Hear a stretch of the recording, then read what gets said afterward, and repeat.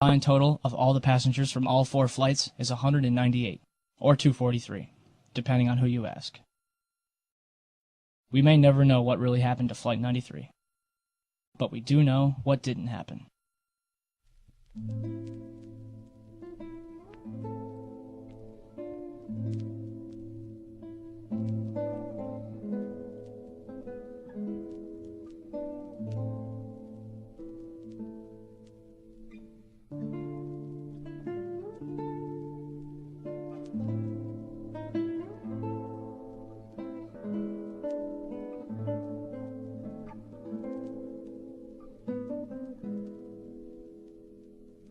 Whenever this evidence is presented to people, you'll usually get one of many different questions.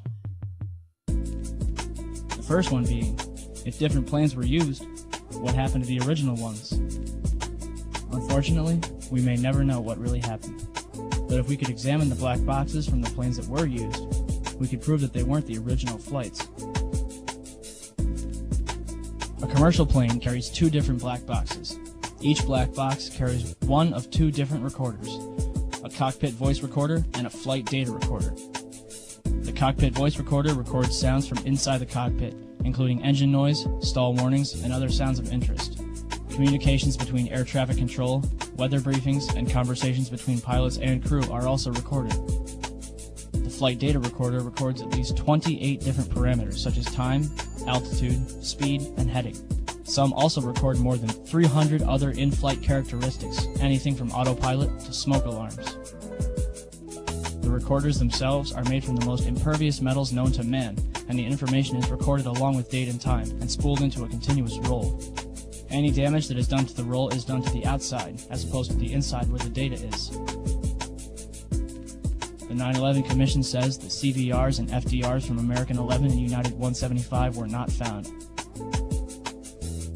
Yet, the FBI claims to have found the passport of Saddam al-Sakami, which managed to fly out of his pocket, through the explosion, and onto the streets of Manhattan below. So, 4 different black boxes, made from the most resilient materials known to man, were destroyed. Yet, a passport, made from a fragile material known as paper, managed to survive? Who writes this stuff? Ted Lepatkowitz, spokesman for the National Transportation Safety Board, told CBS News that it's extremely rare that we don't get the recorders back.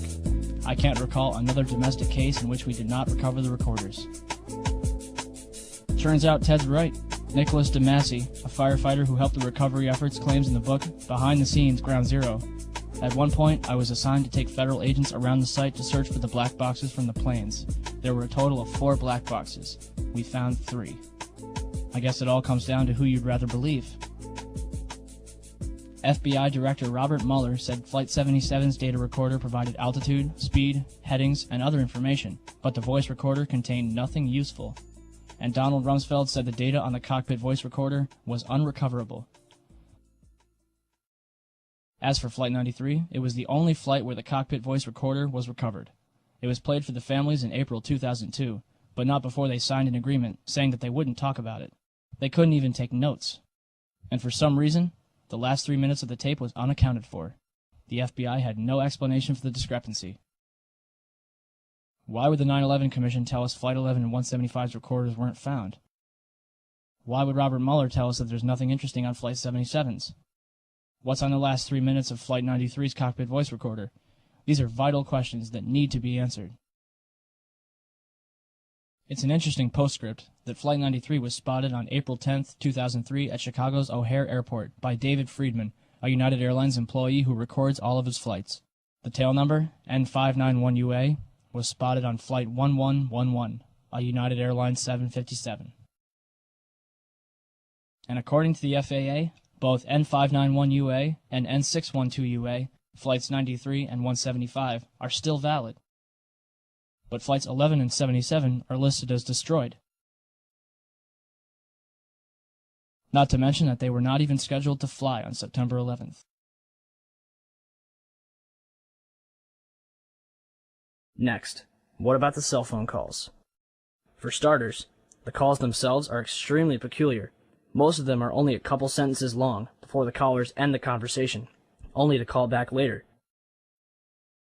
Flight attendant Betty Ong allegedly placed a call from Flight 11, according to the 9/11 Commission. Although the conversation lasted 23 minutes, only 4.5 minutes was recorded. What is your name? Okay, my name is Betty Ong. I'm number 3 on Flight 11. Okay. And the cockpit is not answering their phone. And there's somebody stabbed in business class, and we can't breathe in business class. Somebody's got mace or something. Okay. Our number 1 got stabbed. Our purser is stabbed. Nobody knows who stabbed who, and we can't even get up to business class right now because nobody can breathe.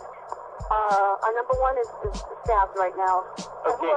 And our number 5, our first class passengers, our first class galley flight attendant and our purser has been stabbed. And we can't get the cockpit. The door won't open. Does Miss Ong sound like a woman on a hijacked plane who just saw 3 people murdered? Why is nobody in the background screaming? Flight attendant Madeline Sweeney allegedly talked with her ground manager Michael Woodward for 25 minutes. She describes 4 hijackers. The FBI says there were 5. She says the hijackers were in rows 9 and 10. The FAA says they were all in row 8. Near the end, she screams, "I see buildings. Water. Oh my God."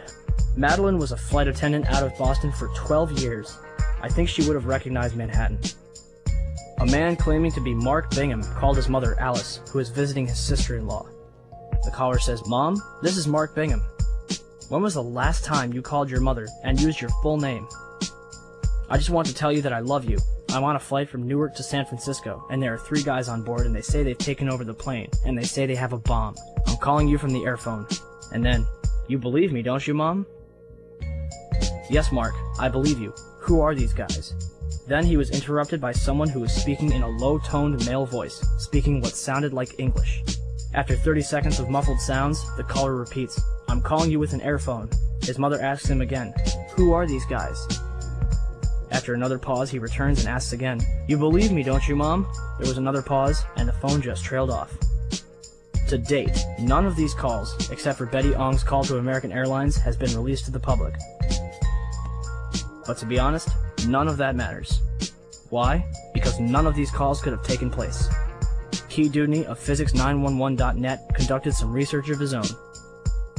In an experiment called Project Achilles, he took a series of cell phones onto a Cessna 172 and flew up to 8,000 feet to determine the success rate as the plane got higher.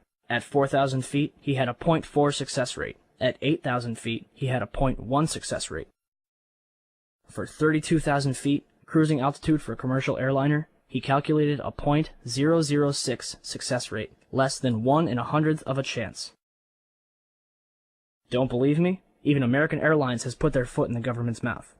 On July 15, 2004, passengers aboard a commercial American Airlines flight were able to send and receive calls from their cell phones as if they were on the ground, thanks to a cell station that was installed into the plane. It worked great. I called the office, I called my wife, I called a friend in Paris. They all heard me great, and I could hear them loud and clear. Why would American Airlines spend thousands of dollars on this technology in 2004 when cell phones worked so well on September 11, 2001? The cell phone calls were fake, no question about it. So how is it possible to fake a person's voice? In 1999, the Los Alamos Laboratory in New Mexico revealed their voice morphing technology. General Carl W. Steiner, the former Commander-in-Chief of United States Special Operations, declared on tape, "Gentlemen, we have called you together to inform you that we are going to overthrow the United States government." Another example was Colin Powell, saying, "I am being treated well by my captors." With just a 10-minute recording of somebody's voice, they are able, in almost real time, to clone someone's speech. Steiner was so impressed, he asked for a copy. So what about the hijackers? On September 14, 2001, the Department of Justice released the names of the alleged 19 hijackers. But on September 23rd, the BBC reported that Walid al-Shari was alive and well in Casablanca, Morocco. They also tracked down Abdulaziz Al-Amari, who was an engineer with Saudi Telecom and lost his passport while studying in Denver. In the same article, FBI Director Robert Mueller admitted that the identity of several of the hijackers is in doubt. So how many hijackers turned up alive? At least 9 of them. Walam al-Shari is alive and well. Mohand al-Shari is alive in Saudi Arabia. Khaled Al-Midar is a computer programmer in Mecca. Salem Al-Hazmi works at a chemical plant in Yanbu, Saudi Arabia. Saeed Al-Ghamdi is training to be a pilot in Tunis. Ahmed Al-Nami is an administrative supervisor for